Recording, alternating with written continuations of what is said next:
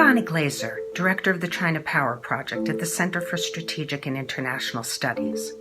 There are only a handful of countries that have effectively contained the spread of the COVID-19 virus. Taiwan is one of them.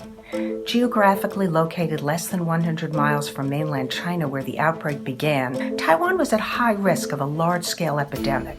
Yet as of April 16th, Taiwan has had only 395 cases and 6 deaths in a population of 24 million. Taiwan's achievement is especially notable since it's not a member of the World Health Organization. Taiwan was an observer to the World Health Assembly, the WHO's decision-making arm, from 2009 to 2016. But after the election of President Tsai Ing-wen from the Democratic Progressive Party, the People's Republic of China blocked its observership. COVID-19 hit just before the Lunar New Year, when many people travel. Taiwan quickly put in place measures to protect public health.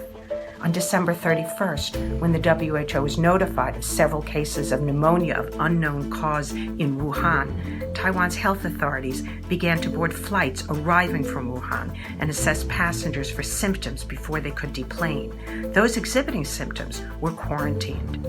Taiwan was hit by the SARS outbreak in 2003. It was a wake-up call that forced the island to increase preparedness. A central epidemic command center was created, which was reactivated on January 20th, the day that a 55-year-old woman arrived from Wuhan exhibiting novel coronavirus symptoms. Taiwan has used technology to manage the crisis to great effect. In mid-February, Taiwan launched the entry quarantine system, which enables inbound travelers to scan a QR code to complete a health declaration form before landing at an airport. Passes are issued via SMS, allowing for faster immigration clearance for those with minimal risk. Taiwan's authorities track individuals at high risk through the household registration system and foreigners' entry cards. Those under quarantine at home are monitored electronically on mobile phones. Data collected from the National Health Insurance System facilitates contact tracing. Toll-free hotlines allow citizens to report potential new cases. Taiwan's stockpile of medical supplies and equipment was substantial at the onset of the crisis, but the government wasn't complacent. It mobilized the military and used state funding to increase mask production. It set the price of masks at an affordable level and ensured distribution to everyone. Steps have been taken to respond to disinformation as well.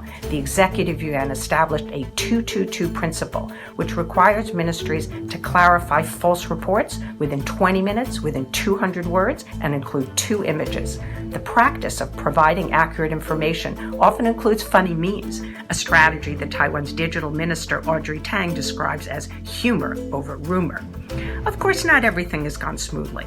Taiwan permitted the docking of the Diamond Princess cruise ship and allowed passengers to disembark in Keelung on January 31st before the ship left for Japan. The cruise ship was later found to have confirmed infections on board.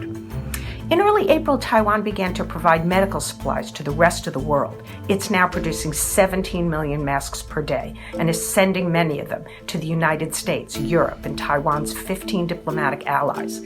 Health professionals from Taiwan are collaborating with the United States on tests, vaccines, and medicines, and sharing best practices. Although Taiwan has done exceptionally well in combating the spread of COVID-19, it must work overtime to compensate for its exclusion from the World Health Organization. Taiwan doesn't receive timely information through WHO databases that are available only to members. Its health authorities rely on bilateral arrangements with friendly governments and NGOs. Taiwan is hampered from sharing its advanced health expertise with the world. A secret memorandum of understanding between WHO and China that was signed in 2005 stipulates that Taiwan's applications to WHO technical meetings must first be approved by Beijing. Between 2009 and 2019, Taiwan was permitted to attend only 30% of the meetings that it applied to attend. As the COVID-19 pandemic continues to rage around the world, it's a reminder that diseases do not respect borders or sovereignty claims. Global health security is harmed by the exclusion from the WHO of the 24 million people who reside in Taiwan.